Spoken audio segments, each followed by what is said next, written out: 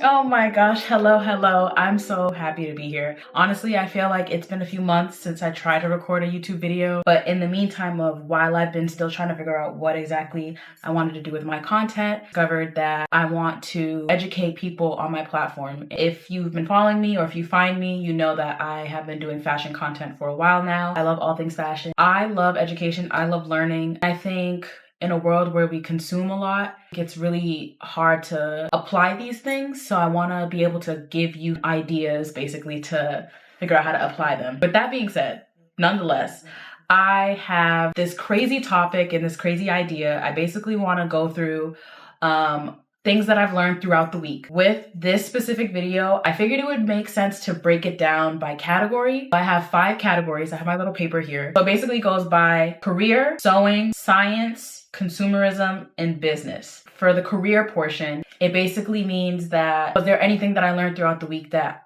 I didn't know while being in the industry that I can now apply to my everyday position of working in the industry. I'm like repeating words, but you get what I'm saying. Sewing. So I used to sew, I still do, but I'm trying to rediscover the love that I have for it. I think in there, I'll either walk you through my process of rediscovering my passion for sewing again, because I have a serger here and then I also have my sewing machine downstairs. So I'm trying. And I think it's important to be transparent of how it's hard to fall back in love with something that you've taken a break from. But then also I enjoy learning about it regardless if I do decide to sew, because we are consumers and knowing what your garment is constructed of and how to describe it makes sense. So yes, definitely think that you should know certain terminology when it comes to sewing. Science. I love science. I mean, I did want to be an ecologist if I didn't pursue this whole fashion thing. With every industry, there is science. Just like with every industry, there is some form of math. Consumerism, of course. I'm a consumer. You're a consumer. We are consumers of this world. When you're out and shopping, you need to know what you're purchasing. Anywho, and the last category that I have on my little paper is business. At the end of the day, the fashion industry is a business. They want your money.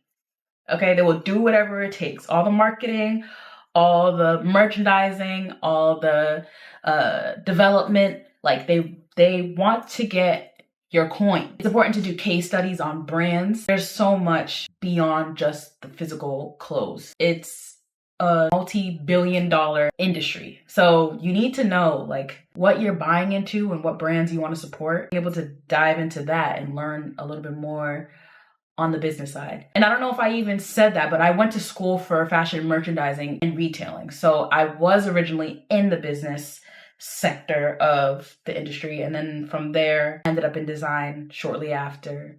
And then now I'm in development. Oh my gosh. I'm like, what do I even do? Overall, I think these categories, career, sewing, science, consumerism, and business, it's pretty good to kind of like take what you've learned throughout the week and reflect on it. I want to do that once a week with you guys and share what I've learned. And so now that I've done that, we can get into it. So for career, I learned in a industry workshop that I was in. It was for value engineering.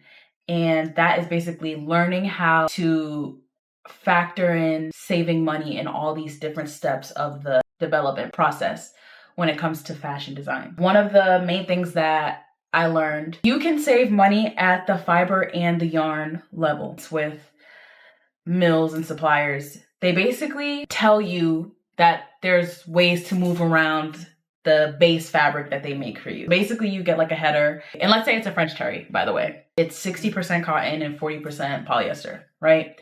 And it's $3. You're like, okay, like it's cool or whatever, but like, I want 70% cotton and 30% poly. That higher percentage, you can like negotiate, and that could probably like help you save in costings. And so what that means is your heavier content, that percentage that's higher than the second one or the third one or the fourth one or whatever, it's your chief weight. In my workshop book, it says chief weight is the predominant fiber in the fabric. Also, for further context, with your chief weight, it's important because you need to know either the fabric labeling, the product description, and compliance with textile labeling regulations. So that all basically means like all this stuff gets tested and it goes through a bunch of compliance people and stuff to make sure that this fabric and this garment is okay to be put out into the stores, and that there won't be any issues, pretty much. Say, like, how do I even use this term, Adiba? Chief weight, like, girl, what are you even talking about? I mean, like, if you're with your friends and you're going shopping and you, let's say, grab this robe that you see, and then you go to look at your care label, which is the label that's inside. Don't know if it'll focus, but you know what a care label is, I'm pretty sure. Like I said, you look at the robe and you're like, girl, like this is cute or whatever, but let me see what they're working with the content. And you're like, 95% recycled poly and 5% spandex. Girl, I only do cotton, so no. But, you know, I think that the chief weight being 95% recycled polyester, I mean, that's pretty good. And so you can kind of like finesse it like that and just kind of make it seem like, you know, a little something or whatever. But I think that actually, I didn't even realize that it was recycled. My mom bought it for me, but that's really good. They're showing transparency that they are trying to find ways to be sustainable in the industry. Polyester is a man-made fiber that does not burn like cotton. It melts and it doesn't go anywhere. So they're finding ways to be efficient in the industry and keep reusing materials without adding more to what we've already developed for years and years, making the world really unethical. But yeah, and then for me, how I can use this chief weight terminology, my everyday work, I talk to my counterparts in Asia basically, and we talk about fabric developments. And so I think it's pretty cool that I can throw that word in there. But yeah, I think that was really cool learning while I was in my workshop. Moving on to sewing. I'm not actually gonna show me sewing, but I do think that while I was also in the workshop, we talked about how you could save cost on construction of your garment. I have two perfect examples that show how the two different brands might have been able to save costs. I've always noticed in pants, but I never thought about it at all, especially tailored pants. We're talking about tailored pants here. There's a difference between a very structured tailored pant and a tailored pant that just, it looks like it's tailored, but it's not really. You know what I mean? To be specific, the exact thing that I'm talking about is the waistband, but there's something inside the waistband that keeps the structure uniformed, and it's called a waistband curtain. I found it very interesting that I had a pair of pants from Zara that had a waistband curtain. And so this extra material in the pant that's supposed to be a tailored pant is called a waistband curtain. So now I have a pair of pants from Topshop that are tailored, right? We're looking at the inside of the waistband. It is kind of imitating a waistband curtain, but it doesn't have the same extra material to build that sturdiness. I mean, there's two literal panels, whereas this one is just, I'm like, can we get this thing to focus? It just doesn't have that structure. So I found that really cool because say if you go thrifting or you're going out to buy some clothes or whatever at a store, you know, let me get some pants that have the waistband curtain, right? Because you want that structure and you don't want your waistband falling off and falling down and all this other stuff. So now we're on the category for science. Fabric softener is something that we use to make our clothes smell good, make them feel soft. It's literally in the name. It's one of those things where it's just like your mom used to buy it, or she buys it and she just adds it to the laundry load and you learn from her and she just like use the fabric softener and you're like, well, what actually does it do? I know it makes it soft and it smells good, but like, what's the science behind it for real? For example, I got this big old ensueño here, and it smells wonderful. Smells good. So why do we use it? Why do we use it for real from a consumer lens, and why would we need to use it when it comes to buying or developing fabric as somebody in the industry? So for a couple examples, we already know, it's in the name, like we said, it softens clothes. It makes garments feel smoother. With that, it also reduces the static cling. So synthetic fibers are good when it comes to like using fabric softeners. And then also we get the fragrance, right? I mean, sometimes you can buy the non-scented if you're allergic or you just want no fragrance. It improves hand, it improves tear and abrasion, improves sewing, and it improves appearance. When it comes to cationic softeners, and usually most of them are, it is less likely the water will be absorbed into the fabric. If you want your fabric to absorb water, then you need an anionic softener. On average, 1 to 2 washes fabric softener lasts, but it depends on the fabric type, the frequency of washing, and the detergent strength. And for fragrance, it might last on average like a 3 to 4 day span. They're made of mostly cationic agents or surfactants or softeners, fragrance, and some sort of like emulsifiers or dyes, because they usually come colored. So like the blue, it would need a dye.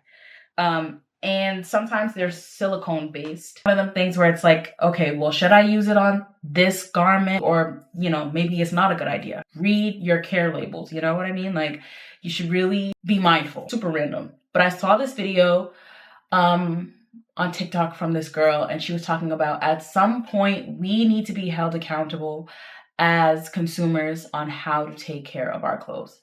You cannot keep putting it on the brand. We know the brands are largely at fault for mass production and like all the waste that we have when it comes to the fashion industry. We're super wasteful.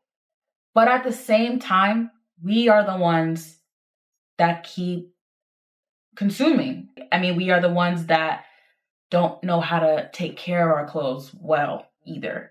And so I think at some point you need to shift that mindset and really try hard from the beginning stages of, is this gonna last long term? Is this good quality?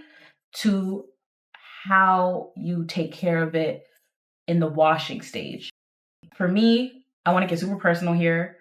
I did not care as much about the jeans that I was buying. The thrifts, it depends on where you're at and if you're buying from a consignment shop or if you're buying from like a Savers, Goodwill, whatever. For me, I was buying them from Savers. And so they're either like the really old silhouettes from like early 2000s or the 80s or the 90s or whatever. And that's fine. Sometimes the silhouettes work, and then in other times they don't. So I'm in this weird place where I don't have any jeans now. Luckily, I have my amazing boyfriend. He also is really into fashion, and he kind of like put me on to a bunch of brands that I had no idea about, because again, I've been in the thrift for so long. I'm not seeing all the brands that are trendy and new or good quality. He took me to get my first pair of like really nice pants, and I have them on. So these are, I'm gonna like get up a little bit, but these are my Goldie jeans from Aritzia, and the price I think is like 200 plus. I think like 230. I don't remember the exact price, but they're drapey. You can see the softness within them, and so I'm obsessed with them. I went to go get another pair in blues, and then so these are also a Goldie. Love them down. Super soft. And then he also put me onto this other brand called AG, which is like I think it's a Japanese denim brand. Love these too. The timing in buying these denim pieces were so spot on, because in February or early January, I had went to a denim workshop as well for my personal like learning. I learned a crap ton about denim, and I knew at that point that I was like, I should probably invest in a good pair of denim jeans, because what I had, girl, I had thrifted a pair of Zara jeans. So these are the Zara jeans, and they're just like super stiff. Learning from my workshop class, there's different finishes and chemical washes and all these other things that you can apply on the denim fabric. If we're really comparing the two, they're completely different. And I mean, if you want a stiff jean, by all means, get a stiff jean. I am not going back down that road, okay? I refuse. Now going forward, I understand it's better fit, the longevity, the sustainability, the comfort. I am on the hunt for a gray, because I think these are like black gray. Looking for a specific gray jean. If you have any recommendations, let me know, but I pretty much know how to shop good denim now. So I'm so excited. So we're on the business topic now. We're gonna talk about Forever 21. The fact that they are really standing on business and closing all stores. Like, they cannot compete with Shein and Temu. Insane. I remember wanting to work at Forever 21 so bad. Also, to clock it, seeing old Forever 21 compared to like Forever 21 now, girl. I had watched a video from WSG on YouTube, and it was titled How Forever 21 Went Bankrupt Again. In the past 6 years, they went bankrupt twice. And also, in terms of financial losses, it says the retailer accumulated substantial debt, entering bankruptcy in 2025 with 1.5 billion in debt after losing more than 400 million over the previous 3 years. They tried to open too many stores too soon. This time, officially closing all stores in America. And it's gonna be crazy because it's just like that stuff, it's gonna end up in a lot of different places. And I remember I went to like 3 malls like in one day. And I just remember seeing Forever 21 in each mall, and it was so sad. Like, let Forever 21 rest at this point. They've had enough. Let me know what you guys think about Forever 21 closing. Did you guys like the brand at one point in your life, or were you not ever a Forever 21 fan? And I'm definitely like looking forward to like the discussion and the banter about it, because it's juicy. Long story short, I am done yapping. This being the first little breakdown of my learn topics of the week, learn fashion topics of the week and whatnot, and just getting back to YouTube, because it's been years, and being able to share that side of me, know what my calling is, and like talk about things that I love. I think that's really important for me, and I'm glad to like be here and do this and have the equipment to do it. So I really do thank God. If you have any questions, or if you guys want to chat more, I'm here on YouTube, and you can find me on Instagram at @AdivaJack, and you can find me on TikTok at @AdivaJack. Until next time, bye guys, love y'all, and peace.